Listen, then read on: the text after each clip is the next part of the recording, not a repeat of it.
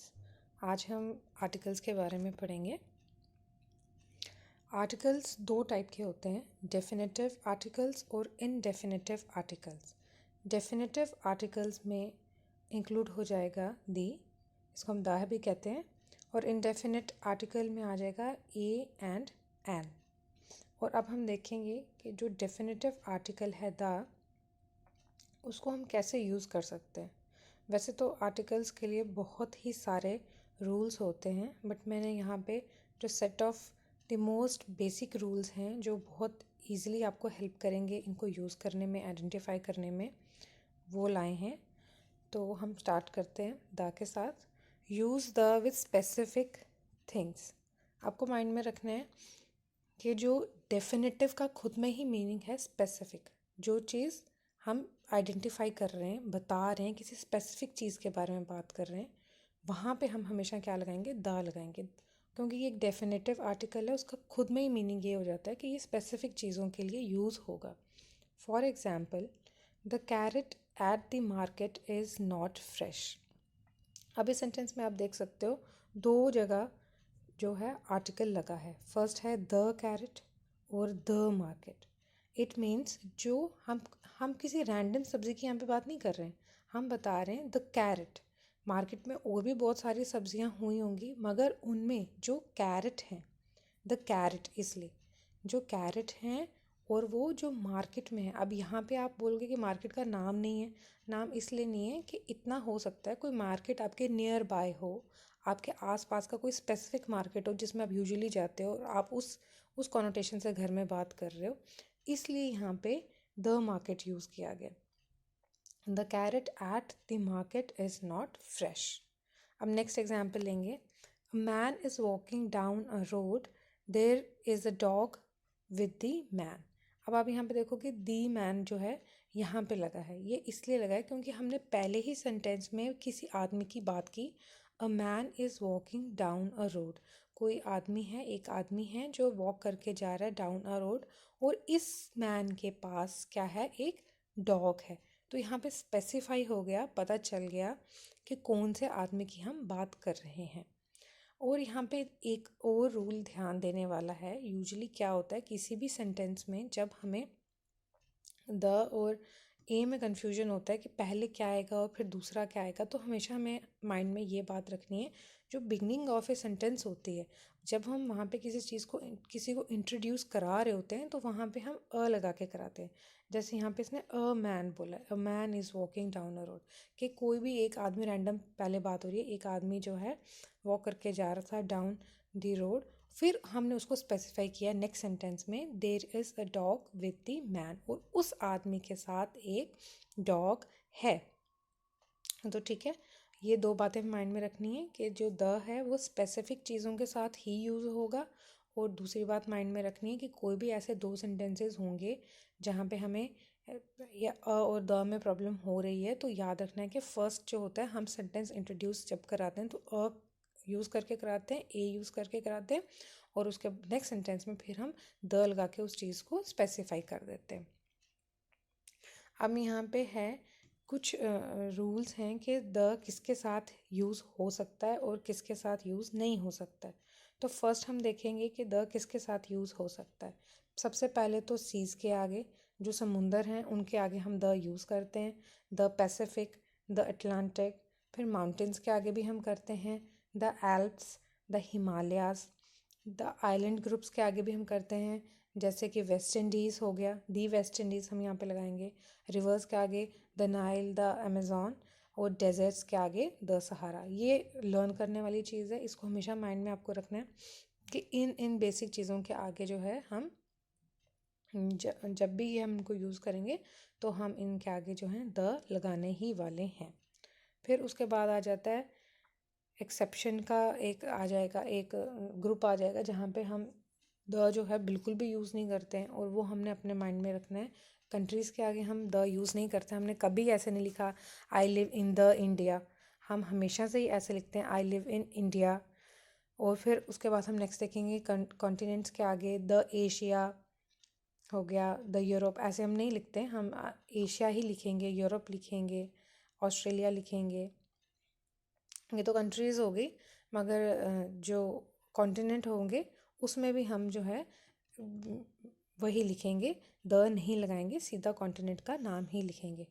फिर उसके बाद स्टेट्स हो गई, छोटी स्टेट्स जो होती हैं उसमें भी हम जो है द नहीं लगाएंगे, सिटीज़ के आगे भी नहीं लगाते, स्ट्रीट्स के आगे भी नहीं लगाएंगे, कंपनीज़ के आगे भी यूजली द नहीं लगता है। लैंग्वेजेस होगी, जैसे अगर मैं कहूँ कि आई एम लर्निंग फ्रेंच, तो अब मैं यहाँ पे ये नहीं बोलूँगी कि I am learning the French, तो हम डायरेक्टली ही लैंग्वेज के का नाम लिखते हैं, उसके आगे द नहीं लगाते हैं। कोई भी लैंग्वेज होगी डायरेक्टली ही लिखेंगे, French, German, Dogri, Hindi, English, उसके आगे द नहीं लगाएंगे। हॉलीडेज़ के आगे हम नहीं लगाते, होम के आगे, वर्क के आगे, जेल, चर्च, कॉलेज, ये कुछ ऐसे ही रूल्स हैं जो अपने माइंड में रखने हैं कि इन जब भी इनका नाम कहीं आएगा वहाँ पे द नहीं लगेगा। बट इसमें एक आध एक्सेप्शन आ जाती हैं कि जैसे हम लगाते हैं the US, the UAE, the People's Republic of China, ये एक्सेप्शन है और ये भी लर्न करने वाली चीज़ है, माइंड में रखने वाली चीज़ है कि इनके आगे द लगता है। और ये हमने माइंड में रखना है कि ये एक, जैसे द यूएस, द यूएई एक क्लब है, बहुत सारी उसमें छोटी छोटी कंट्रीज मिलके इस चीज़ को, या स्टेट्स मिलके एक बड़ी स्टेट, एक बड़ी कंट्री बनाती है। तो इसलिए यूजली उन जगहों के आगे जो है इस तरीके से द लगता है। तो बेटर है कि आप लर्न ही कर लें कि यहाँ पे the US, the UAE, the People's Republic of China आएगा, तो यूज़ करने में ईजी हो जाएगा। अब नेक्स्ट हम देखेंगे यूज़ ऑफ ए। तो इसमें हमें 4 चीज़ें माइंड में रखनी हैं कि ये यूज़ होता है फॉर जनरल थिंग्स, क्योंकि ये इनडेफिनिट है।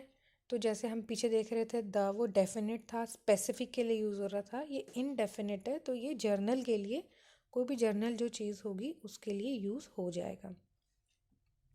नेक्स्ट हम देखेंगे for countable noun. Countable noun यहाँ पे क्या होगा, काउंटेबल का मीनिंग क्या है कि जिनको हम काउंट कर सकते हैं, 1 2 3 4 इस तरीके से जो काउंट हो सकते हैं, वो उन नाउन्स के आगे हम जो हैं इसको यूज़ करेंगे।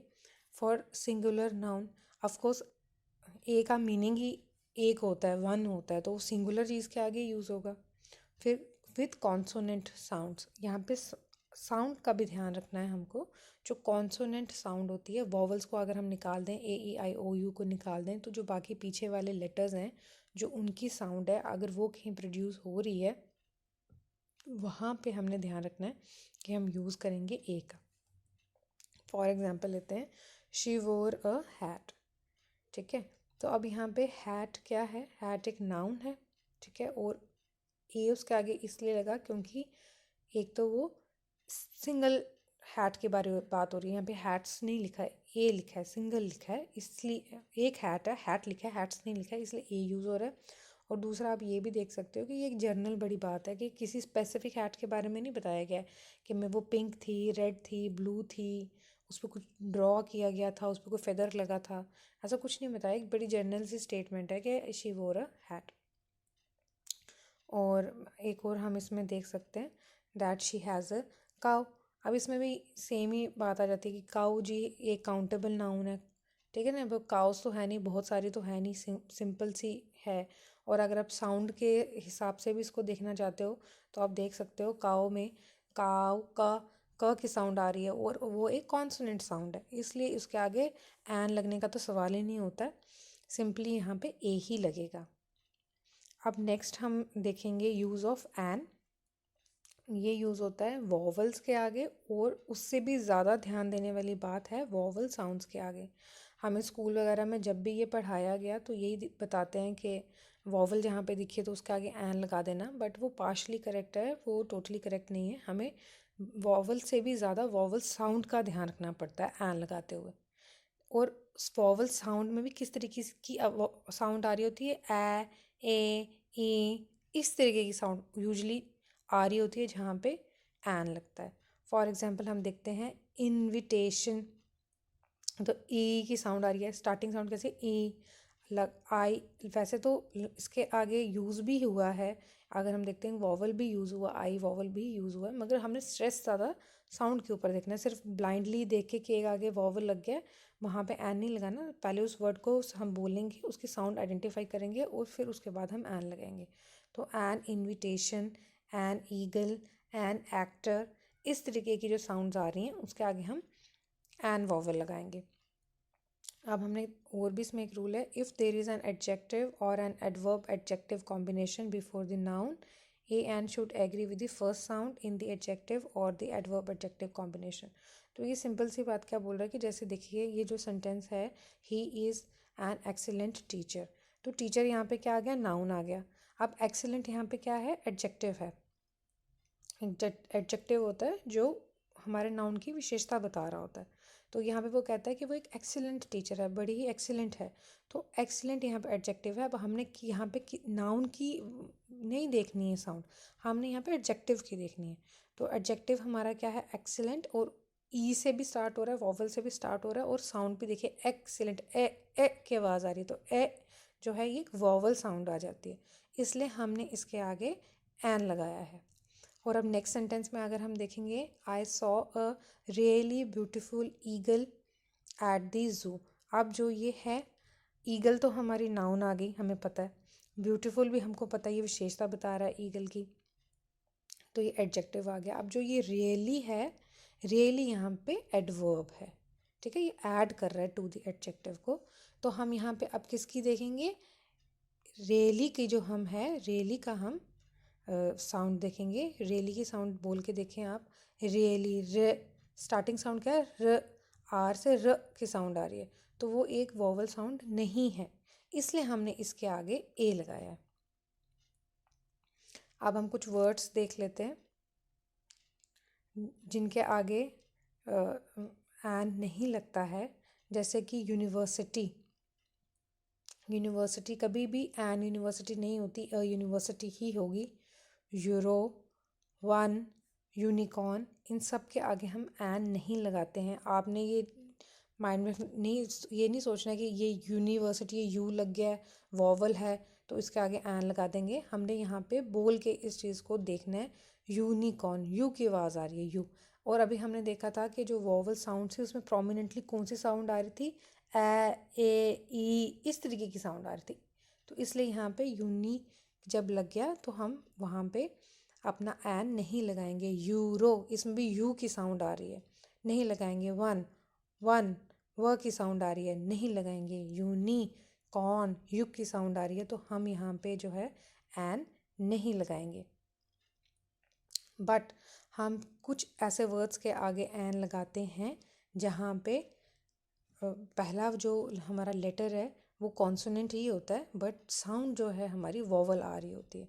जैसे कि अब आप देखो आर, अब ये हावर तो नहीं होता, अगर आप हावर टाइप में कुछ बोलते हो तो वो गलत प्रोनाउंसिएशन है, ये आर होता है। एच जो है इसमें साइलेंट ही हो जाता है, तो ये अ वाली साउंड देता है, इसलिए हम इसके आगे जो है हम जो है लगाते हैं एन। अब ये LED, ये बड़ा ही कंफ्यूजिंग लगता है क्योंकि LED तो एल से स्टार्ट हो रहा है, बट साउंड जब हम देखते हैं तो वो एल है, EL की साउंड है, EL, एल, एल। तो वो साउंड जो है, ये वाली साउंड जो है वो एक वॉवल साउंड है, इसलिए हम उसके आगे एन लगाते हैं। वैसे ही ऑनर, हॉनर तो नहीं होता है, ये ऑनर, तो अ वाली साउंड जो प्रोमिनेंटली हमें आती है तो हम इसके आगे लगाते हैं एन। और फिर अगर हम नेक्स्ट देख लेते हैं एलिफेंट, ए वाली साउंड इसमें जो है आ रही है, इसलिए हम इसके आगे भी एन लगाते हैं। तो फ्रेंड्स ये लेक्चर इतना ही था। आई होप आपको ये समझ आया, पसंद आया। प्लीज़ अपने शेयर करें अपने कमेंट्स हमारे साथ, और किस नेक्स्ट टॉपिक पे हम लेक्चर बनाएं उसके बारे में भी हमें प्लीज़ बताएं। Thank you.